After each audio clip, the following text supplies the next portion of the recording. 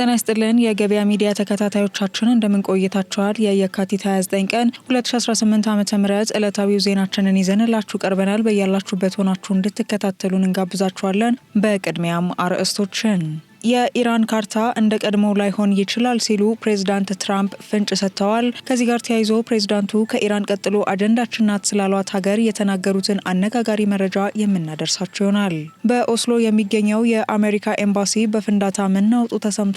ሙሉ መረጃውን እናጋራችኋለን። የተባበሩት አረብ ኤምሬትስ በኢራን የውሃ ማጣሪያ ተቋም ላይ ጥቃት መፈጸሟና በይፋ ጦርነቱን መቀላቀሏ በዛሬው ዕለት ሲዘገብ ቢውልም ይህንን በተመለከተ ማስተባበያ ሰጥታለች። እናጋራችኋለን። በቴህራን የነዳጅ ማከማቻዎች ላይ በተሰነዘረ ጥቃት የከተማዋ ጎዳናዎች በእሳት መዋጡን የተመለከተ መረጃም አካተናል። በዝርዝር እንመለከተዋለን። የተወደዳችሁና የተከበራችሁ ተከታታዮቻችን ከዜና ዘገባዎቻችን ጋር አብራችሁ እንድትቆዩ ጋበዝናችሁ። በዝርዝር ወደምንመለከታቸው እናልፋለን።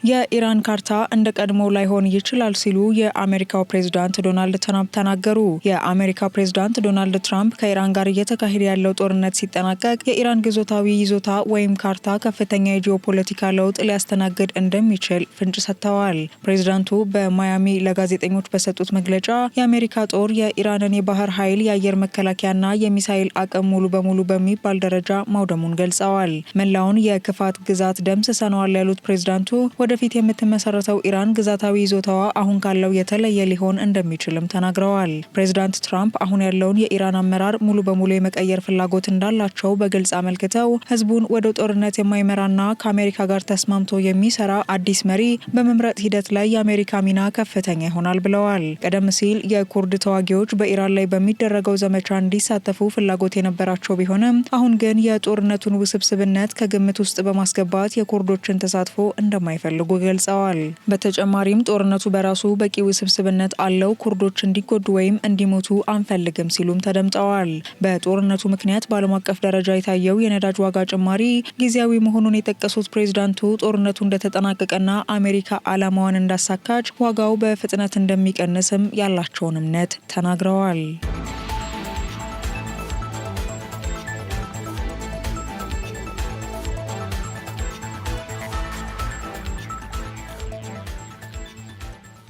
የተባበሩት አረብ ኤምሬትስ በኢራን የውሃ ማጣሪያ ተቋም ላይ ጥቃት መፈጸሟን አስተባበለች። የተባበሩት አረብ ኤምሬትስ ከፍተኛ ባለስልጣናት ሀገራቸው በኢራን የውሃ ማጣሪያ ተቋማት ላይ ጥቃት ሰንዝራቸዋል ተብሎ የሚናፈሰውን መረጃ ለጄሩሳሌም ፖስት በሰጡት ቃል አስተባብለዋል። ባለስልጣኑ አቡዳቢ ጦርነቱን ብትቀላቀል እንኳን ወታደራዊ እንጂ የሲቪል ተቋማትን ኢላማ እንደማታደርግ ገልጸዋል። የእስራኤል መከላከያ ሰራዊት በበኩሉ በዚሁ ጥቃት ላይ እጁ እንደሌለበት ይፋ ያደረገ ሲሆን ቀደም ሲል አረብ ኤምሬትስ ስለደረሰባት የሚሳይልና የድሮን ጥቃት አጸፋ ለመስጠት የኢራንን የውሃ ማጣሪያ ተቋም መታች ተብሎ ተዘግቦ የነበረ ቢሆንም አሁን የወጡ መረጃዎች ግን ይህንኑ የሚቃረኑ ሆነዋል።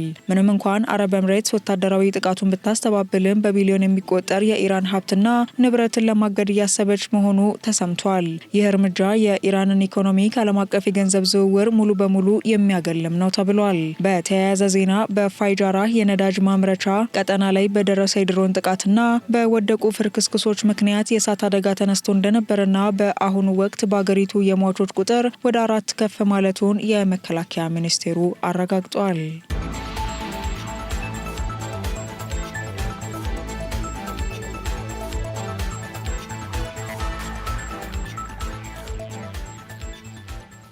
በቴህራን የነዳጅ ማከማቻዎች ላይ በተሰነዘረ ጥቃት የከተማዋ ጎዳናዎች በእሳት ተዋጡ።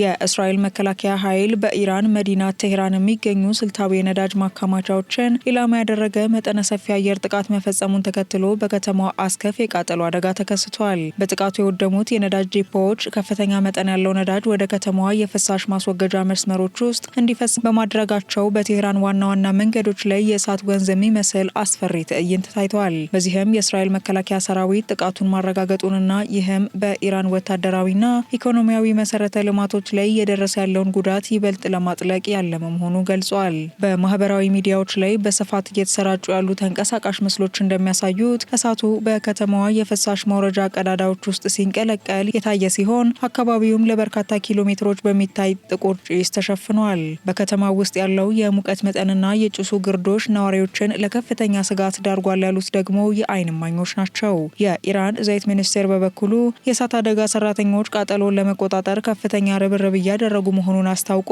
ጥቃቱ በሀገሪቱ የነዳጅ አቅርቦት ላይ እጥረት እንደማይፈጥር ቢገልጽም የደረሰው የንብረት ውድመት ግን ከፍተኛ እንደሆነ ተገምቷል። ይህ ጥቃት በሁለቱ ሀገራት መካከል ያለውን ቀጠናዊ ውጥረት ወደ አደገኛ ምዕራፍ ያሸጋገረው ሲሆን እስራኤል በኢራን ወሳኝ ተቋማት ላይ የምትሰነዝረውን ጥቃት አጠናክራ እንደምትቀጥልም ፍንጭ ሰጥታለች።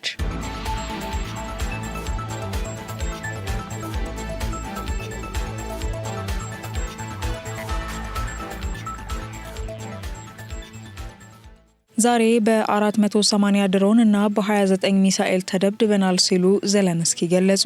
ሩሲያ በዛሬው ዕለት 480 ድሮኖችንና 29 ሚሳኤሎችን በመጠቀም በዩክሬን ላይ መጠነ ሰፊ አየር ጥቃት መፈጸሟን ፕሬዝዳንት ቮሎዲሚር ዘለንስኪ አስታውቀዋል። በጥቃቱ በካርቪቭ ከተማ የሚገኝ የመኖሪያ ህንፃ ሙሉ በሙሉ በመውደሙ የ7 ሰዎች ህይወት ሲያልፍ በአቡዳቢ ሊደረግ የታቀደው የሰላም ድርድርን በመካከለኛው ምስራቅ ባለው ጦርነት ምክንያት መቋረጡ ታውቋል። እንደ ፕሬዝዳንት ዘለንስኪ ገለጻ ለጥቃቱ ጥቅም ላይ ከዋሉ ድሮኖች መካከል አብዛኛዎቹ ኢራን ሰራሽ ሻሂድ ድሮኖች ሲሆኑ ድብደባው ዋና ከተማዋን ኪየቭን ጨምሮ በተለያዩ ግዛቶች የሚገኙ የኃይል መሰረተ ልማቶችንና የባቡር መስመሮችን ኢላማ አድርጎ ከፍተኛ ጉዳት አድርሷል። ከሩሲያ ከተተኮሱት ውስጥ 453 ድሮኖችንና 19 ሚሳኤሎችን ማክሸፍ መቻሉን የዩክሬን መከላከያ ሚኒስቴር ገልጿል። በሌላ በኩል የሩሲያ መከላከያ ሚኒስቴር በበኩሉ ዩክሬን በ124 ድሮኖች ጥቃት ለመሰንዘር መሞከሯንና ሁሉም መክሸፋቸውን ያስታወቀ ሲሆን በድሮን ስብርባሪዎች ምክንያት በአንድ ሰው ላይ ጉዳት መድረሱን የሩሲያ ወገን ይፋ አድርጓል። ይህ አዲስ የጥቃት ማዕበል የመጣው ባለፉት ቀናት በሁለቱም ወገን 500 የጦር ምርኮኞች ልውውጥ በተደረገ ማግስት ሲሆን በዚህ ሳምንት በአቡዳቢ ሊደረግ የነበረው የሰላም ድርድርም ተቋርጧል። ለድርድሩ መቋረጥ ምክንያት የሆነው አቡዳቢ በኢራን ድብደባ እየደረሰባቸው ካሉ ከተሞች አንዷ በመሆኗ የጸጥታ ስጋት በመፈጠሩ ነው ተብሏል።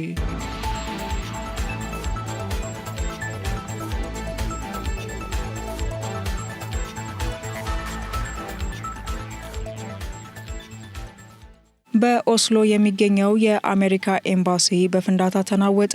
በኖርዌይ ዋና ከተማ ኦስሎ የሚገኘው የአሜሪካ ኤምባሲ እሁድ ሌሊት በፈንጂ መመታቱን የሀገሪቱ ፖሊስ አስታውቋል።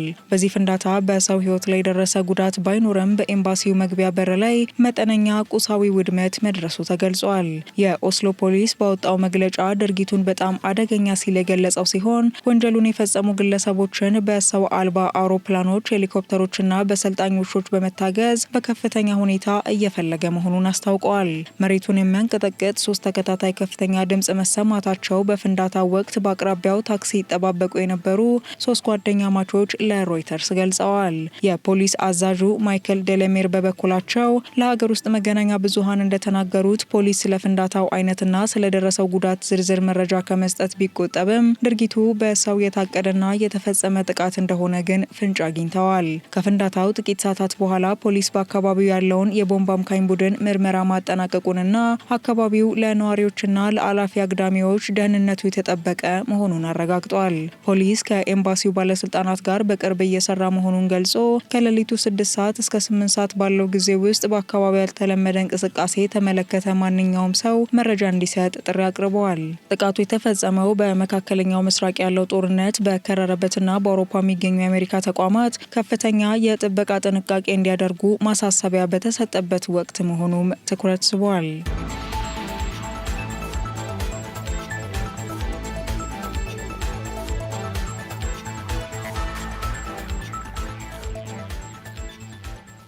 ቀጣይ አጀንዳችን ኩባ ናት ሲሉ ፕሬዝዳንት ትራምፕ ተናገሩ። የአሜሪካው ፕሬዝዳንት ዶናልድ ትራምፕ ከኢራን ቀጥሎ የዋይት ሀውስ ቀጣይ ትኩረት ኩባ መሆኗን ይፋ አድርገዋል። በዚህም ፕሬዝዳንቱ ቀጣይ አጀንዳችን ኩባ ናት፣ በቅርቡ በሚሆነው ነገር ትደሰታላችሁም ሲሉ ተደምጠዋል። ኩባ በመላ ሀገሪቱ ለ24 ሰዓታት በሚቆይ ተደጋጋሚ የመብራት መቆራረጥና በከፍተኛ የነዳጅ እጥረት እየታመሰች ባለችበት በዚህ ወቅት ትራምፕ የኩባ መንግስት በጣም መደራደር ይፈልጋልን ብለዋል። በተጨማሪም የውጭ ጉዳይ ኃላፊያቸውን ማርክ ሩቢዮን ወደ ኩባ እንደሚልኩ ፍንጭ የሰጡ ሲሆን ከሲኤንኤን ጋር ባደረጉት ቆይታ ደግሞ ኩባ በቅርቡ ትወድቃለች ሲሉ ተደምጠዋል። ኩባ ቀደም ሲል ነዳጅ ታገኝባቸው የነበሩት ቬንዙዌላና ሜክሲኮ በአሜሪካ ጫና ምክንያት አቅርቦታቸውን ማቋረጣቸው ደሴቲቱን ለከፋ ቀውስ ዳርጓታል። በአሁኑ ወቅት በዋና ከተማዋ ሀቫና ሳይቀር የቆሻሻ መኪናዎች በነዳጅ እጥረት ስራ በማቆማቸው ቆሻሻ በየመንገዱ ተከምረዋል። ነዋሪዎችም ለምግብ ማብሰያነት እንጨት ለመጠቀም ተገደዋል። ምንም እንኳን የኩባ መንግስት በይፋ ባያረጋግጥም የአብዮቱ ዘመን መሪ ራውል ጉዌርሞ ካስትሮ ከአሜሪካ ጋር በሚደረገው ድርድር ላይ እየተሳተፉ መሆኑ ተሰምቷል። ትራምፕ በኩባ ላይ የሚያሳድሩት ከፍተኛ ጫና ህዝቡን ለአመጽ በማነሳሳት የሀገሪቱን የፖለቲካ ስርዓት ለመለወጥ ያለመ መሆኑን ተንታኞች ገልጸዋል።